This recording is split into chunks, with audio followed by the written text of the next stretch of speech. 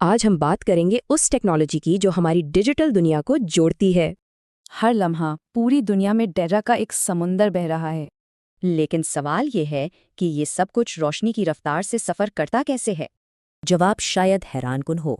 इंसानी बाल से भी बारीक शीशे के धागों के जरिए।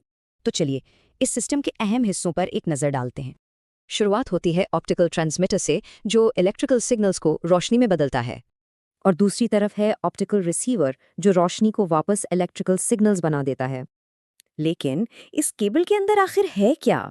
इसकी बुनियादी तौर पर 3 तहें हैं। सबसे अंदर कोर है, यानी रोशनी का रास्ता। उसे घेरती है क्लैडिंग और बाहर हिफाजती कोटिंग। मगर सबसे बड़ा सवाल, रोशनी इस शीशे के धागे में कैद रहती कैसे है? इसका राज रिफ्रैक्शन में छुपा है, यानी जब रोशनी एक चीज से दूसरी में जाते हुए मुड़ती है। जब रोशनी एक खास क्रिटिकल एंगल पर आती है तो वो सतह के बिल्कुल साथ से गुजरती है। और जैसे ही एंगल इससे ज्यादा होता है, रोशनी पूरी तरह अंदर ही पलट जाती है। इसे कहते हैं टोटल इंटरनल रिफ्लेक्शन, और यही है फाइबर ऑप्टिक्स का असल कमाल।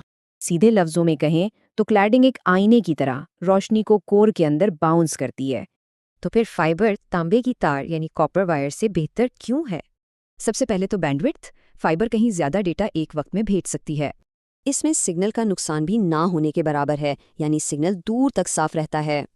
इसके अलावा ये ज़्यादा महफूज है और इस पर बिजली की मुदाखलत का भी असर नहीं होता।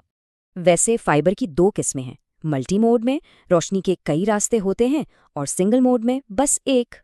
जैसे जैसे हमारी डेटा की ज़रूरत बढ़ रही है, सोचिए रोशनी पर सफ़र करती ये मालूमात हमारे लिए क्या नए दरवाजे खोलेगी।